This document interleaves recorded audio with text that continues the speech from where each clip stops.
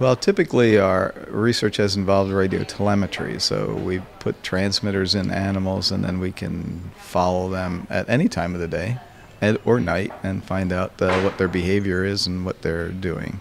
So we're interested in their ecology, basically. Well, the cascabel is a unique animal. There's no rattlesnake quite like it anywhere else, and it occupies a fairly unique habitat, and so it's very actually difficult to find and originally. And once you get transmitters in it, then you can find out a little bit more about what it's doing. But it doesn't do very typical kind of rattlesnake types of things, like it doesn't collect in large numbers in places like some desert rattlesnakes do in the west, or the woodland rattlesnakes in other areas. And it doesn't tend to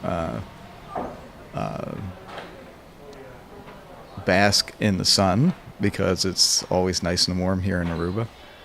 So that makes it all very difficult animal to find originally.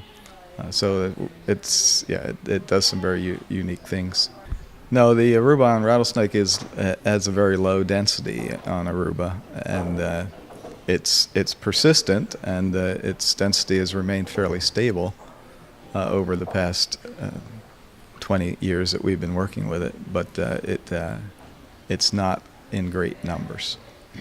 There's very little difference from year to year. The cascabel does the same thing all year long, basically.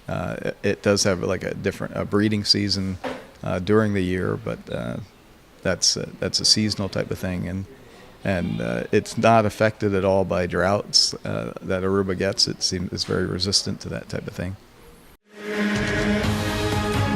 Esa kita e Arubiano, o website